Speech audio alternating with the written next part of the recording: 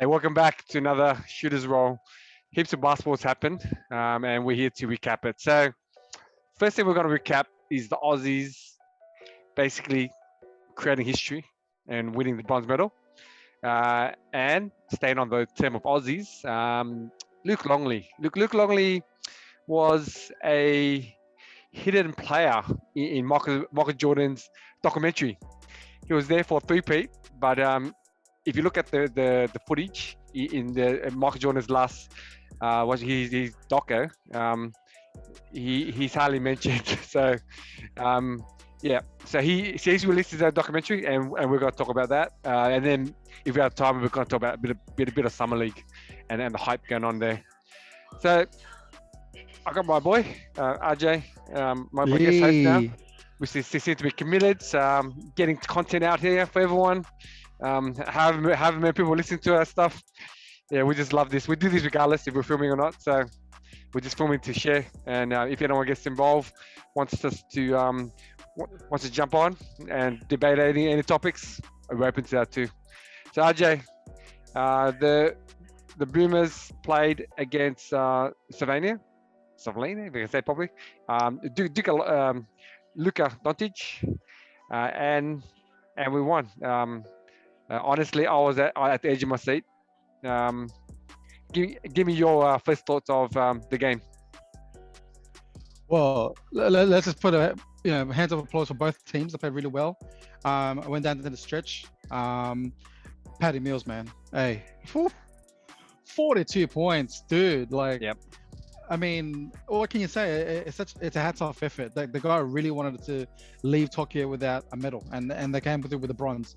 Many people maybe not happy, but it's a bronze. It's a medal, guys. I mean, come on, step in the right direction. You know what I mean? Australia played really well. Paddy really led the team. Not to write off any past Boomers teams. I mean, there was glimpse of Gaze back in there before and Heel before, but Mills really took the lead and go, come on guys, follow my lead and let's do this. Hats off to him. He did so well. He did well for the Australian team. Australia pulled it off. I mean, Slovenia is a really good team despite their one loss going into that game. But yeah, I mean, what can you ask for, man? The guys really did well. Proud of the Australian team, really. How about what's your thoughts, T?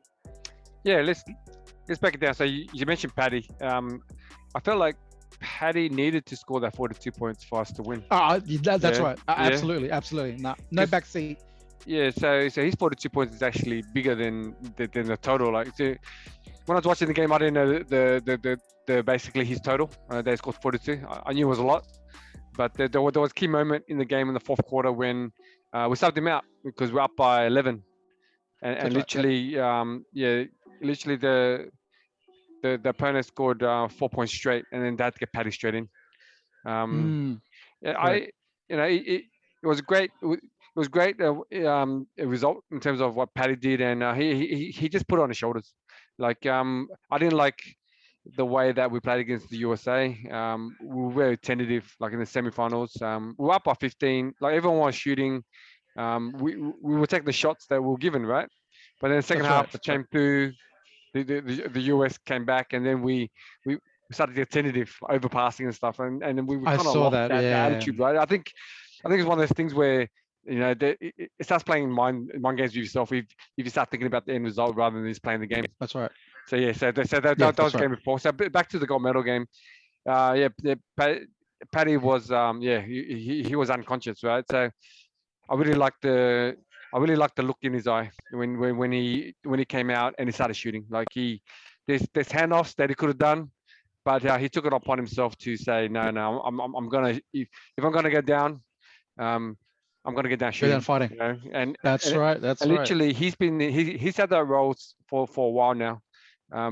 Doesn't matter which players we get on the team. It seems that we're always lacking a number one, and Paddy pretty much is our number one. Yeah. That's right. Yeah. Can't argue there for sure. Yep. Let's get down to the box score, right? So Chris Goulding scored 6 points. He came up big. He's 2 from 5 from threes. But the fact that seeing the way he plays and the way he comes off the bench, the confidence level that he had to shoot a three, like he didn't hesitate. Like I've seen the last two Olympics he's been part of. And then when he came on, he basically felt like he didn't deserve to be there. So this time he didn't get as much minutes as I hoped because he was a spark plug. He was spark plug, but defensively maybe there was an issue in terms of losing a bit of defense when he came on. But Yeah. but he did his job, right? So then with the Paddy, Paddy did shoot that well. He shot 4 from 15 for 3 points, 3-point land. But the main thing is he was aggressive, and he took That's plus right. minus is 22. So he was aggressive, looking for his shot, and because he did that, like the pass off was always there for open That's right. for open shooters, right? Absolutely. That's right. Josh Green didn't get in. Probably this year was more for experience. Hopefully he builds his skill set in the Dallas Mavericks, and he will come back in the next Olympics 4 years stronger. Joe Ingles, we got 6 for 10. Sorry, 6 for 12 shooting, 4 from 10 for 3-point line. I think Joe's more of a setup guy. He's not really a scorer. Even if you look at the box scores when he's playing for the Jazz, yeah, he's a setup scorer. So for him to play outside his role, I would have liked him to shoot more, just take more shots, because both games from the bronze medal game and the semi-final games, he came out 2 for 2, and then he went cold, like he disappeared. Like from him, I wanted more. True. But in terms of playing that role, playing off Paddy, eventually we got it together for fourth quarter, and I guess stats don't really matter. We won, right? And then we're going to Dellavedova. Right. Dellavedova only played 2 minutes. It was -5 in plus and minuses. I'm not sure if there's an injury here. He was a starter for most of the tournament, so he's a starter that I thought that we should have made that sub or that change in the US game, because he had 4 games where, as a starter, you want to be able to score about 10 points. You hit about 10 assists if you're a point guard, right? And then be defensive presence. He's a defensive presence, but he's lost something. He had concussion for most of the NBA year this year. It was pretty bad, over 6 months. And I think, personally, I don't think that he should have been starting. I think it's one of those things where they started him because of his history with the team and continuity. What worked, right? I think so too. Yeah, so, and he's most likely probably be his last Olympics. I don't know if these guys will go again, but but it was a good call from Brian Gorgian to bench him, because on the other side, Luka Doncic. So Luka Doncic, we countered by putting Thibault. Matisse Thibault. So he stats 11 points, 5 from 6. What can I say about Thibault? He's plus 30. On the defensive side, he was a beast. Man. He was everywhere. Man. He's an all NBA all NBA team defense. So we didn't utilize him that much in the tournament as much as I liked. The way I see it was he should have been starting from the beginning of the tournament. Should have milked him more for sure. Yeah, that's right. I just felt that in certain games, even the US game, like play him 40 minutes, play him a little more. Like we needed him on Durant, So, just moving on to Nathan Sobey. Yeah, I don't think Sobey had a great tournament. There was moments where in the semi-final, quarterfinal, where he stepped up, but I thought that role should have went to Josh Giddey. But Josh Giddey had to get to the NBA draft, so it worked out okay. Yeah, it worked out okay. So, and then you got free agent Dante Exum. So it's 4 from 5. There was a stretch in the fourth quarter where the opponents were on a comeback, and Exum took the charge, got a steal, a dunk, and a 3. And for me, that was key, because we needed someone else other than Paddy to actually do something. Like, our offense was way too predictable. Like every time Paddy got the ball, the defense, and this is real defense, not NBA defense. The referees weren't calling. Like Paddy's literally playing street ball. Like the guy's grabbing his 2 arms, and Paddy, to his credit, never complained. He just played through it. Played through it, shooting. Like he didn't complain like Luka did. We'll get to Luka. So back to Dante. Dante, free agent. Someone signed him up. Like seriously, he's basically he can play that role off the bench. He needs to learn how to land. Like every time he lands on a layup, you feel like he's gonna have an injury. So that's a bit of technique for him. Like if I was an investor in his stock as NBA GMs are, I'll be really concerned the way he lands. If he landed a bit more cleanly, safer, they definitely will sign him. True, So, you've got a good point. Good point. yeah, Yep. yeah, because I think personally I went through that when I was young, like imbalances where I couldn't balance myself. So every time I went for a layup, I usually fall on the ground, and it's just about imbalances, and you're basically not strong in the right areas. So that they should work on that. Move on to the rest of the team. You got Aaron Baines. We missed Bainesy. Personally, I don't think he was a big part, but when we missed him, I can see with FIFA basketball is so aggressive. It's so aggressive. Like there was one shot I remember Bainesy taking. He had 3 guys on him. He got blocked, but he got fouled by 3 players, and they didn't call it.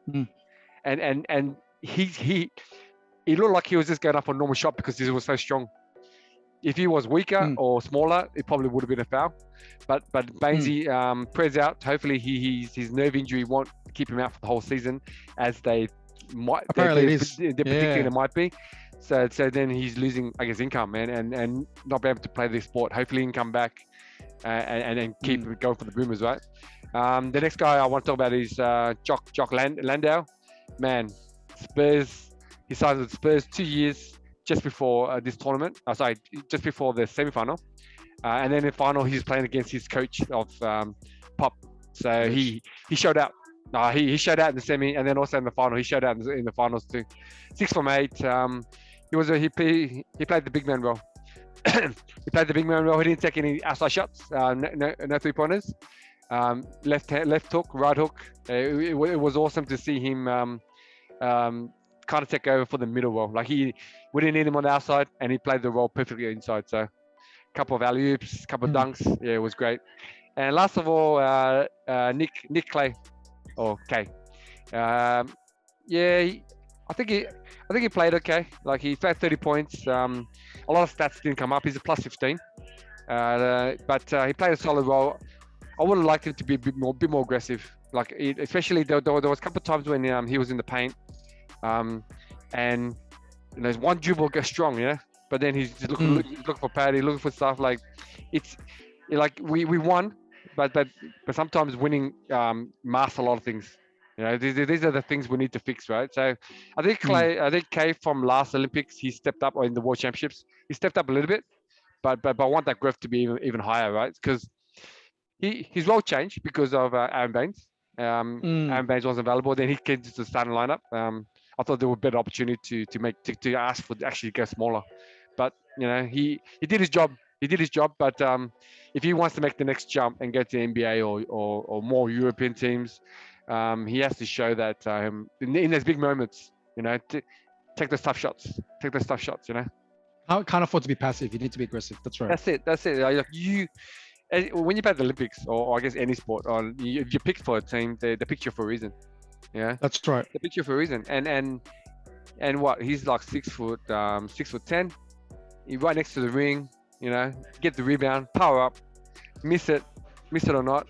The last Olympics he missed a lot of them, but I'd rather him shoot that than try to pass out and get the ball stolen. You know what I mean? True. Left hook, right hook. Just practice these things. Yeah, and I guess we'll touch on the opponents. Mainly Luka. I guess Luka's the main attraction on the outside, right? So absolutely. Luka's stats 7 for 22. 7 for 20. 3-pointers he was off because of the wrist injury. 3 for 13. Minus 16, and a hell of a lot complaining. What do you think RJ Baz complaining? Break it down for me, RJ. The way he complains. I mean, look, if he felt something, he felt something. But sometimes we can confuse ourselves when we're in the moment to a phantom foul. So he does it already. I mean, you can see in the NBA, he already does it. But I just think he just needs to play on. He just needs to stop being, complaining about certain things. He needs to just take it on the chin and just go for it. But I think with Luka, it's working against him, and he's developing a bad reputation with referees. Yeah, because, and referees not like that. Yeah, because RJ, I feel like he was doing it in the NBA. Like he's his second, third year, second year, and I feel that it's a bad habit. It's a bad habit, right? Bad habit, very bad habit. Absolutely. Mm. So, so I guess during the tournament, the Boomers wanted to win the gold. Um, it's great to have that goal because if you have that goal, at least you get to the bronze medal game and you still have that mentality, right? Like Mm. I know the older teams or in the past where we were, oh, we want to win a medal, and then maybe win the bronze. But if you enter that, then when you go into the semi-final and you lose, you're like, okay, cool, we're going for bronze anyway. Just Mm. just having that attitude, yeah, it's definitely something. You always aim higher than what you need to, So, But absolutely, yeah. mm, yeah. But What I you gonna say? think, to be honest, teams this year are quite lucky because Argentina and Spain has gotten old. I'm gonna put it out there Yep. because I think those two guys are Change of the very guards. strong contenders. Mm, Oh yeah, mm, I mean those guys if they weren't old, I don't think Australia would have got bronze because Argentina is a powerhouse, Spain's a powerhouse, but I think because of the change in the guard, you're correct. The guys have gotten old. I mean, it's not to say it's a fluke, mm. but everything turned and worked in their favor. Okay, I'm Yep. gonna put it out there. Yep. Yeah. Let's be a devil's advocate, right? So when I was watching the France game, France versus US in the rounds, the first game, I was going for USA because I didn't want the Boomers to meet the USA unless they went to the final. So we didn't know how the drawing going to get, like, so the draws and how it's going to cross over. But I knew That's if right. Australia won every game, which they had a high chance of doing, and the US won all Mm, their games, then we wouldn't cross over until the finals. So you see, mm, so because US dropped that game, France did their job because France got to beat them in the final rather than the semis, right? hmm. So devil's advocate, I think if the US if the US won all their games and Australia played Spain or France in the semi, the Boomers could have made it to the final and get a silver. That was my thought, like early in the tournament anyway. And then just the way we're playing, I think France we might have issues with because they had a lot of star power. But in terms of Agree. Spain, I thought that if we had Spain in the semi, I think that the Gasol brothers are a little bit old, they're over the hill now, Mm, and we definitely could have won that game. It would have been close. Could have been either way because we've had battles with them in the past, right? The last Olympics, they beat us for the bronze medal game by 1 point. absolutely, absolutely, So, so, and so they're that, strong. yeah. And then you think about the team that we've brought back. We're more athletic. There's Younger. more, yeah, younger, and then the guys are like they've been together longer. So definitely, like being our devil's advocate. Hopefully, if we played Spain instead of the US in the semi, could have been silver. Could have been silver. uh, That's good. Yeah, wishful thinking. That's good, but I like it. let's shift over to the officiating for the whole tournament. It was for me. I like the officiating, although when you used to NBA, watching NBA 82 games and playoffs, and any little thing like pump fake and I jump into you, and you get called for a foul. Like when I watch the NBA, I'm like, come on, man, this is not basketball. This is theatrics. This is acting. Mm, It's crazy, right? So it was good to see the way we play basketball in like a normal tournament, right? Uh, like it was actually presented in the Olympics. Like guys are that's getting right. attacked. This is what we do when we play street ball, and even when we play comp, like you just have to play within the confines of the referee, right? That's right. And the referees didn't give the players any games. Like in the NBA, I feel that there's superstar treatment, 100%. Like I don't know, if I'm Trey Young and I'm pump faking, I'm jumping, you know, people come to see him play. Like he's the prime attraction. NBA That's right. NBA NBA is about entertainment. Like that's why they changed all the FIFA rules, right? They don't want a center standing in there without 3 second offensive call because they want to be past the player, dunk it in his head, and Mm, that generates highlights, social media, and everyone gets their fix for basketball, right? But correct. FIFA rules.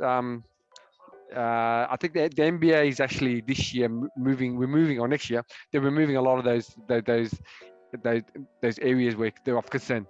These calls. It's never going Yeah. to be like FIFA. It's never going to be like FIFA. But the further the NBA actually keeps all these rules in place, the US players are going to suffer. Yeah, Correct. they're going to suffer, right? Correct. So Correct. let's talk about the US team just for a moment. The US team won the gold, but on this podcast, we thought they were going to win silver to Australia. It could have happened that Yes. way could have happened that way. Correct. I was Like I gonna just go there. said, I was gonna go yeah, there. it could happen that way. Like, cause they beat France because they played them already. They knew what they were about. All right. And then the second thing the That's US right. had going was, they had the three players coming in from the NBA playoffs, the finals. Mm, It made a yeah. big difference. Drew Hell Holiday. yeah. Drew Holiday shut down Patty. Patty was like 5 from 16 or 5 from 20 or something. He shut him down. If you watch Yeah. that game as a coach or and just look at zero in on Patty and Drew Holiday demolished him like 100%. And then we didn't have any counter. Absolutely. We didn't have any counter because the first half, like everyone was firing and the US were like, okay, cool, you guys keep it up, but we're gonna stop Patty because Patty's your main man. And that's Mm, what they did. That's what they did. And I shot Spao to hit, and of course they won. They took the lead, and yeah, they blew us out. It was upsetting to right. watch. It's upsetting to watch because That's right. I was like, man, up by 15. Come on. Like all I wanted them to do was stay aggressive. Stay aggressive. Keep on taking the Correct. shot. Live or die, right? I want Chris Goody Mm, to shoot 20 shots rather than 20 turnovers. Just keep on shooting. Keep on shooting. We didn't do that, so that's the only regret I have in that game. Like, I felt that, yeah, Kevin Durant was killing us by himself. yeah. He's killing us, just one man. Like if Kevin But who's Durant gonna wasn't stop him? playing, But who's gonna stop him though? yeah. But the thing is, Exactly. make him work. If we had Thibault in the starting lineup, yeah, make him work, True. True. right? True. So because the US had KD, if they didn't have KD, no way they beat Australia, and no way they get the gold. Put it out there. I agree. I No agree. way. I agree. No, Because I agree. KD is once in a generation player. LeBron, Curry. As long as you have one of them in your team, you're like on a different scale. Correct. Like we always say that we have many players in the NBA, like the Australian team, and Spain, and all these guys have many players in the NBA. But you think about Americans. Americans have what? How many teams are there? 30 teams, 15 players every team. They have over what 300-400 players they can choose from. Granted, most of them aren't stars. So you think about the All-Star team, you get, you minus all the foreign players, you still have like at least 20 players, right? And then majority of these players are like Hall of Famers, right? They're not always available, Correct. but you have a pool between 20 and 40 players that are the best of the NBA.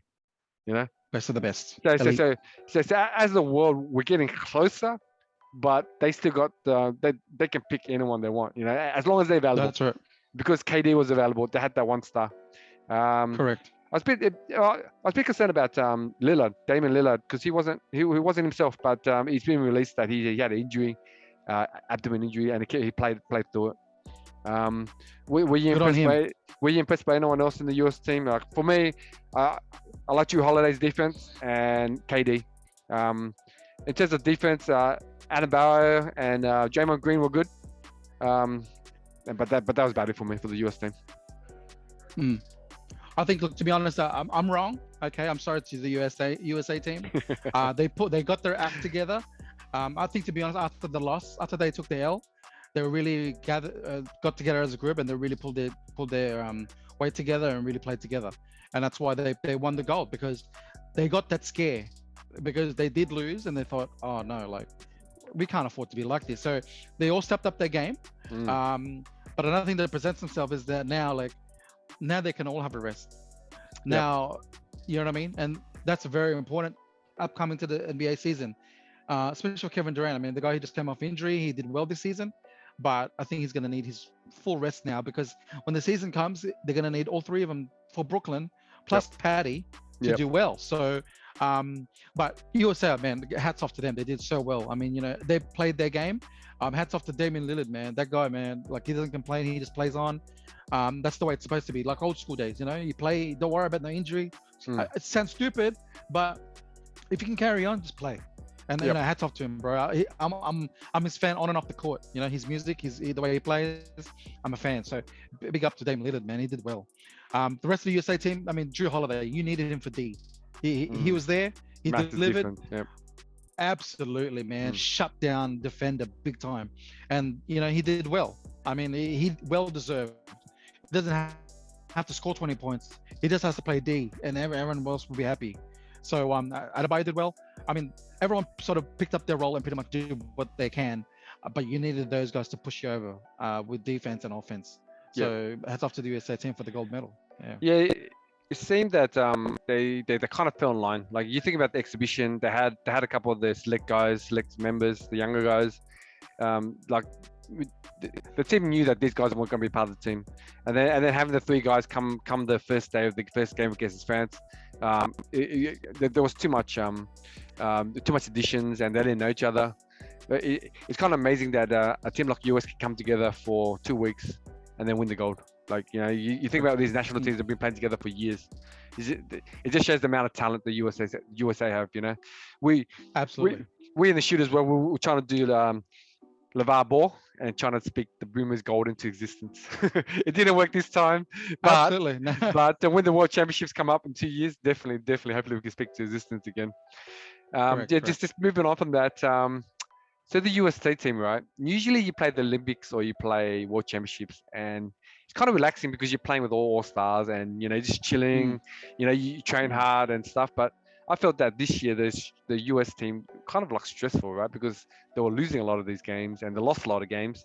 Absolutely. Depends on the band name. But the question is because if KD didn't win the gold, that would have been a mark next to his name, like in the Hall of Fame.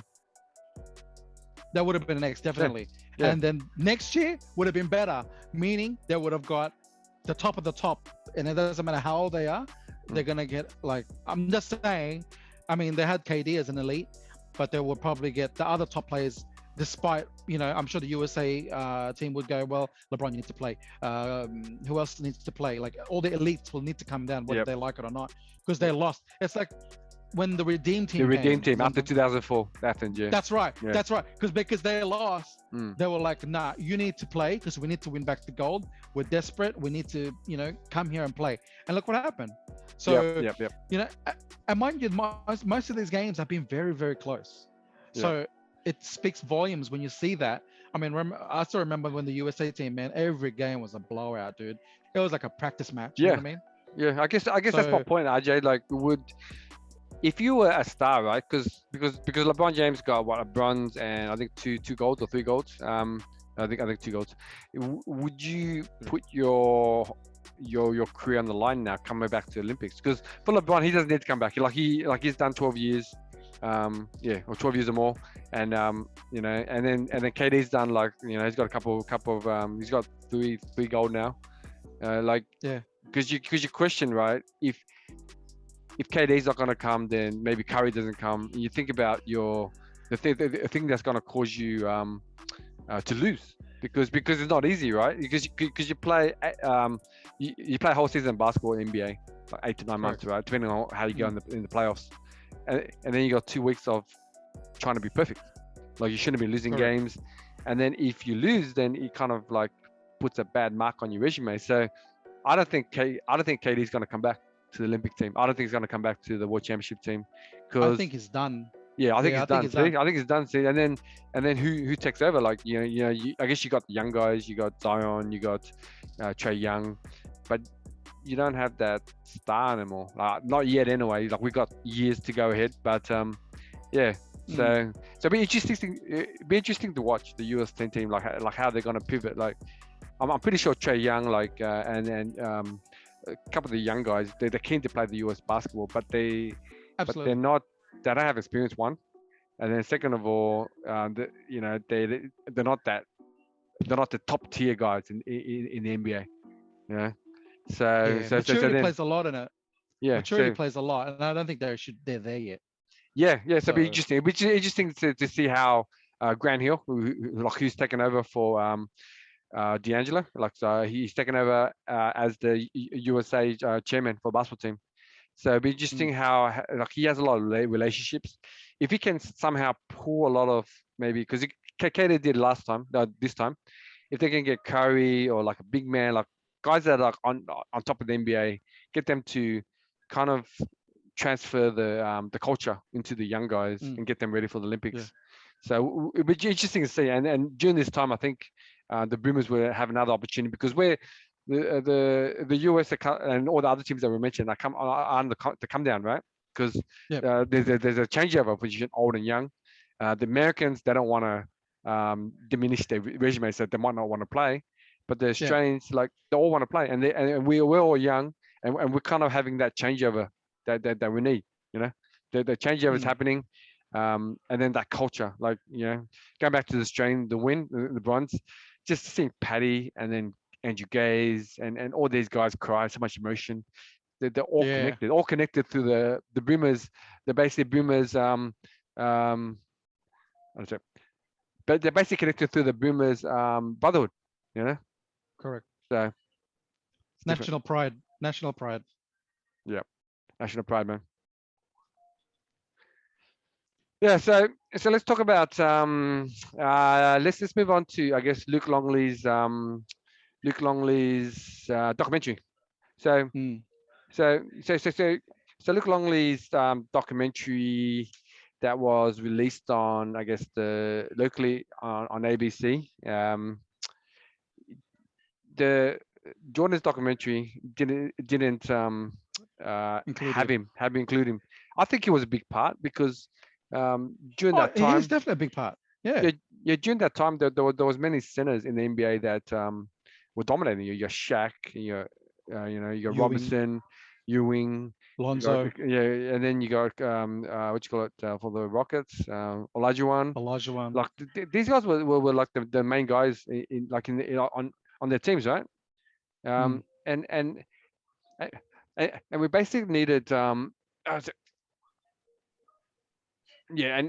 we basically needed Longley's big body to basically dominate, like to take the hits, play good defense, and then once in a while, just be a threat, about a 10-point threat.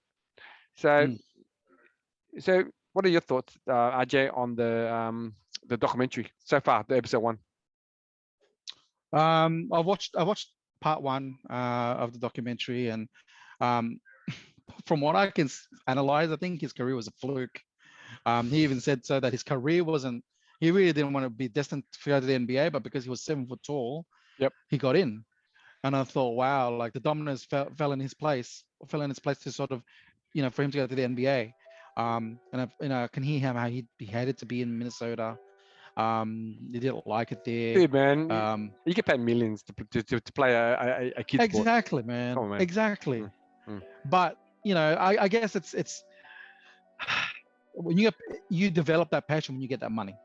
Some people have that passion already, and it comes automatically. Yep. But I think he got left out because I don't think Jordan really gave him the credit. Not to sort of talk about Jordan, but he never really gave him the credit to sort of say, well, Luke should be on because he was, one of those guys that I really wanted to feature.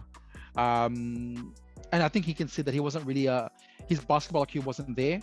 I mean, he's a good player. He knows how to play. Don't get me wrong. But in terms of like trying to speak up for the team and stuff, I think Jordan didn't really give him that and just go, you know what, it's okay, leave him off. But now he regretted it. He even admitted it. So and Jordan's featured on this doco. Because you think about like just because I understand they put Steve Kerr, but Steve Kerr's a bench player, right? But the thing was to have him as a feature for marketing, right? Because he's currently the Golden State's coach. And you think about Australia, like if you had Luke Longley, then the regardless, the documentary is popular regardless, right? But just have Luke Longley, because you think about the Bulls run, like for sure watching Jordan Pippen, but the fact that for me when I was growing up, I could see Luke Longley, a guy in Australia, playing with Jordan and succeeding, like that helped me like just stay in the sport and stay connected, right? We felt like we were connected to the Bulls team because we had Aussie in there.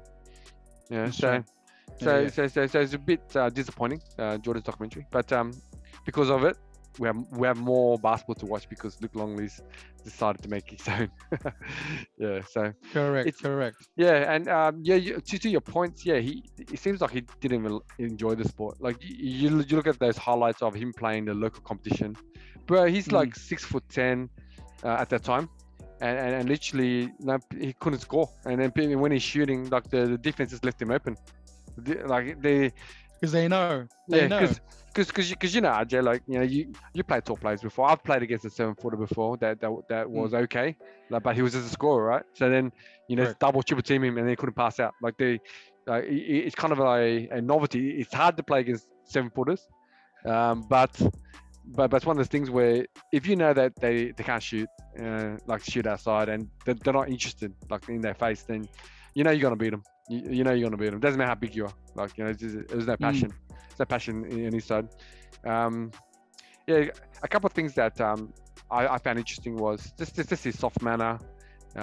He's really soft, and the way that Jordan used to bring him down and used to hurt his feelings. It's like, everyone is who they are. Like, we're all different, all different. But I felt that, man, just seeing him from a stature of being a 7-footer, being strong, being in the NBA, being a multimillionaire, like all these ticks in the world, and you're missing. You basically want the best player to give you like hugs and stuff. Come on, man.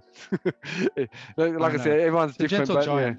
Yeah, it's gentle giant, and they basically mentioned that game against the Jazz, right? Where he just scored 14 points in the first quarter. I have this game on VHS. Show my age. Wow, VHS. Yeah, VHS, right? Wow. I recorded that game because in the NBA was only televised at midnight or 2 in the morning in Australia during this time, right? Yes, I remember that. I remember that. Yeah. So staying up, so I will sleep early and then wake up late. Wake up early in the morning and then watch the game.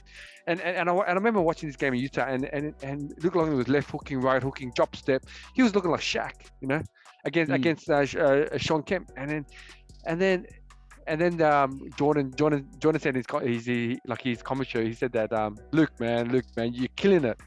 Keep on going. And then at the end of the game, I think his stats stayed the same. Jordan was the same. Jordan was the first 5 minutes. He scored 14 points, 6 rebounds, 3 blocks. At the end of the game, he has 14 points, 6 rebounds, 3 blocks. Exactly the same. Like Longley was on fire. Like and you have a leader in Scotty and in Jordan. With those guys were like, keep on going. Like they weren't selfish enough to say, okay, cool. I want my shots. I want my points. They were supporting him. Like say, they gave him the green light. They gave him the green light. And if he kept on that path, he would have been give or take. You basically get tired and stuff. But of course, he'll probably get 30 at least. And then that'll be his highest point total in the NBA. And he would have started that one game, But I think he likes his comfort. He likes his comfort. It seems like he likes that position, the clown, rebound a little, muck around. Like he couldn't be the leader.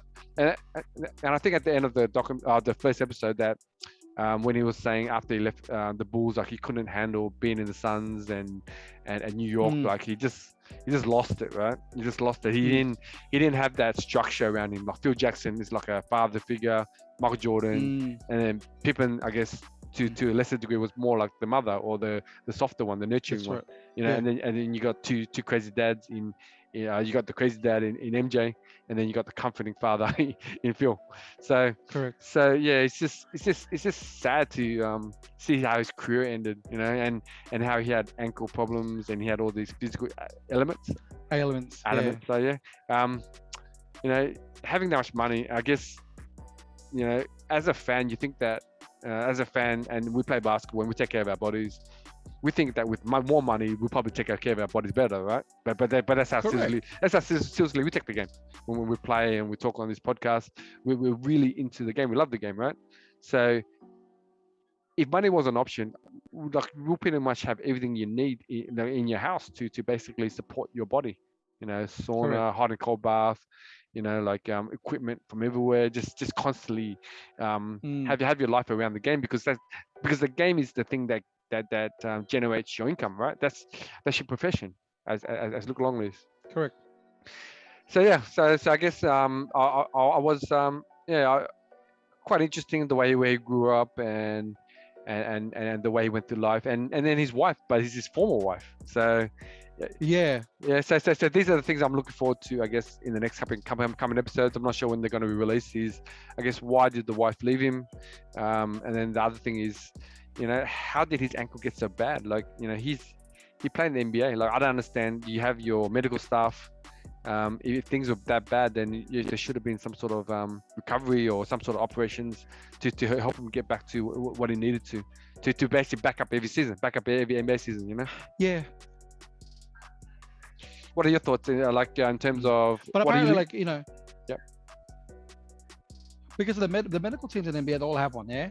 But apparently only certain teams have really great ones.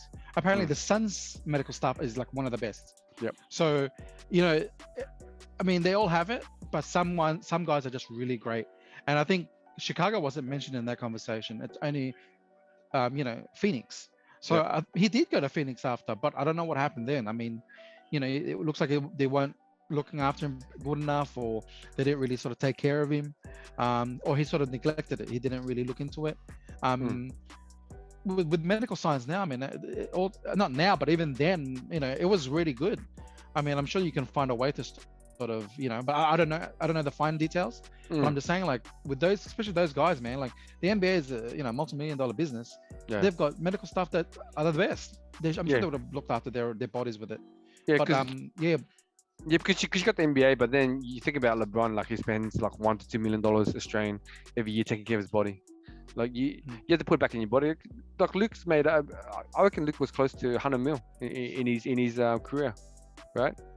Yeah, if he took it that seriously, like then his body would be okay. Like he's had an operation now. He's been released that he can't run anymore. That's crazy, man. That's crazy. He literally can't run anymore because he had the operation to stop him. But from running. Well, yeah, but the thing is, you gotta understand. I think mostly, again, if anyone's watching us of 7-footer can testify to this. But I think mainly with 7-footers, their bodies are a bit more tested out because you are a larger person. You're a larger person. There's more blood flow, more and all that. And I think those guys are the ones that are suffering once they finish playing because their bodies do suffer and they do take a bang. Less with people who are 6-foot or 5-footers. But the 7-footers are the ones who take the hit. Yeah, it's a good point that you're talking because you think about Yao Ming, and then you got George Morrison, and then you got Bobo. Yeah, and then you got those guys. It triggers a bell for me where Yao he had lower leg elements, and then he couldn't play anymore. So yeah, you're right in that aspect. Yeah. So I'm basically looking forward to just finding out more about Luke in terms of what made him tick. I like for him to get a bit deeper to see what MJ said to him every day. Yeah, it would have been very nasty. Yeah, it would have been nasty. But if you really get into the minor things, if you're like if you're passionate about the sport, you wouldn't so much take it as it's a personal attack. Rather, it's more of a motivational speech, but in a different color. Okay, so. Not a lot of people can take it. Okay, let's just face it. Not a lot of people can take it, but it's really there for you to be conditioned to play the next level, which is the playoffs, and to win the chip.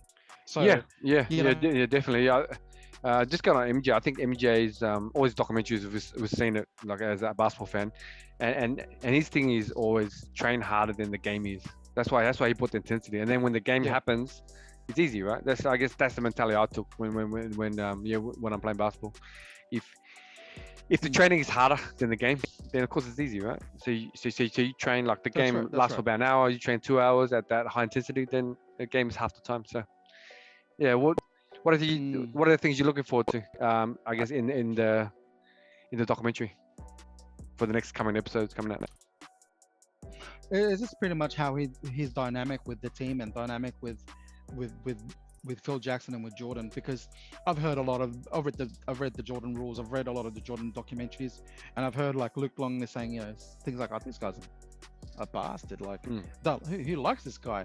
So I want to hear that from his mouth. But then again, he helped them win 3 rings, so you can't really say the guy's a bastard. Exactly. The guy's more of he's an extreme mentor, put it that way. Let's put it that way. That's right.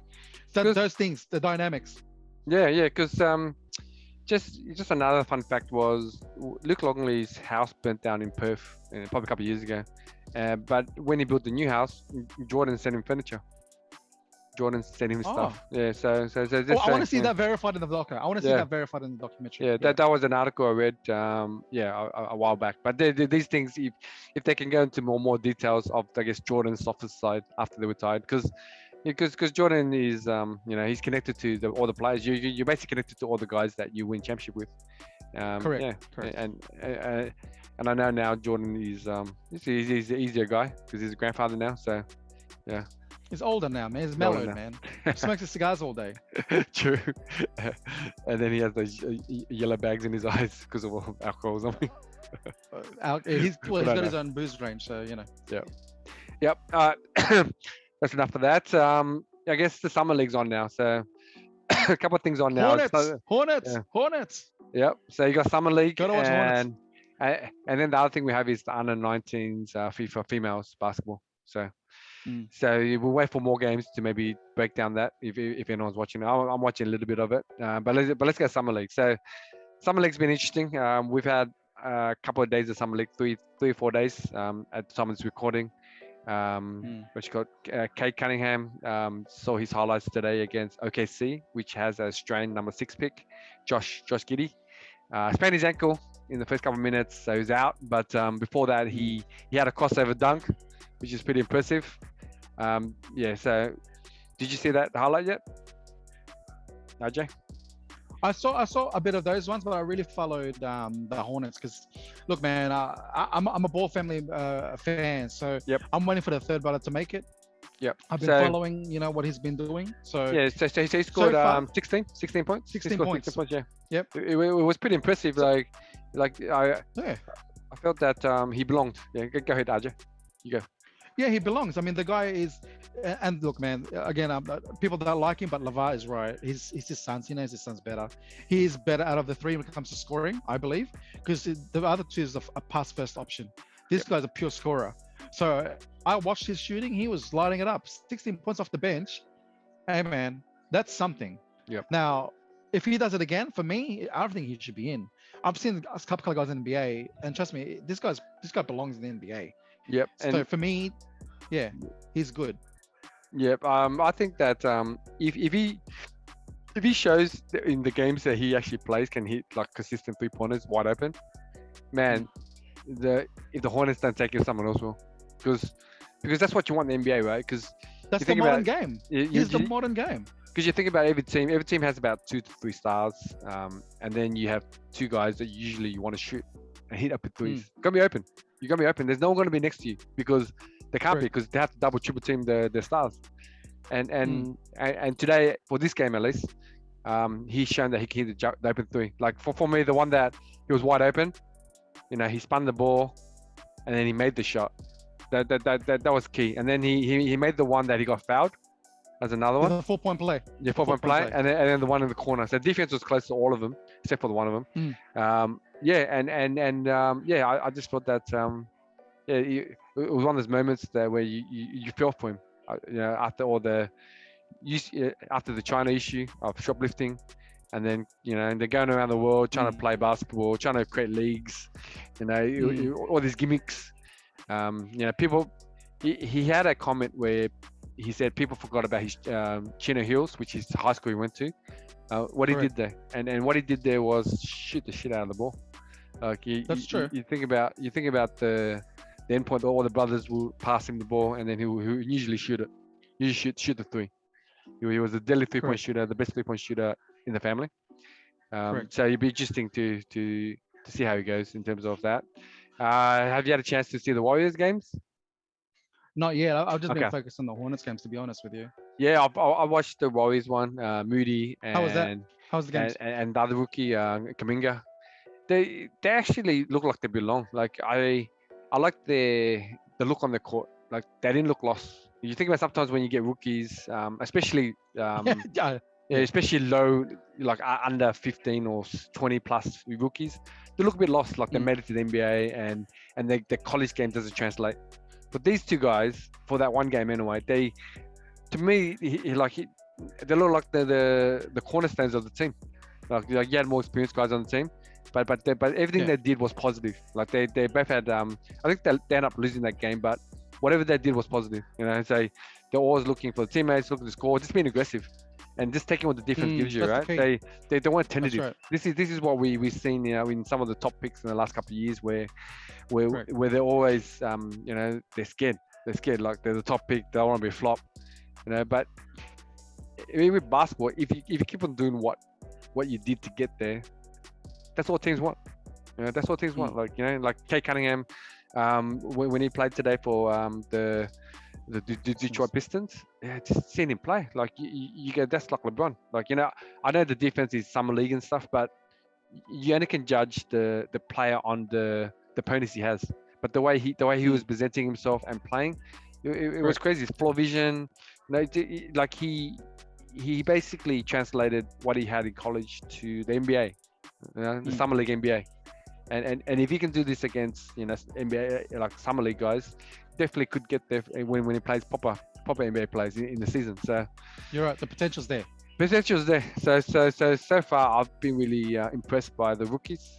They've come in like professionals. Like there's a shift I think the last couple of years where you come in as a rookie and you make mistakes and who cares, right? You go out and you hang around the Kendall Jenners, you hang around the Kardashians, and you That's another chill. episode, dude. Let's not talk about it. Yeah, but you made it. You know what I mean? I'm a millionaire. Yes, I'm on yes. a 2-year, 4-year contract, and the amount of these contracts are so much more now. Like I didn't know this until I looked Absolutely. into it. Like depending on what you get picked, right?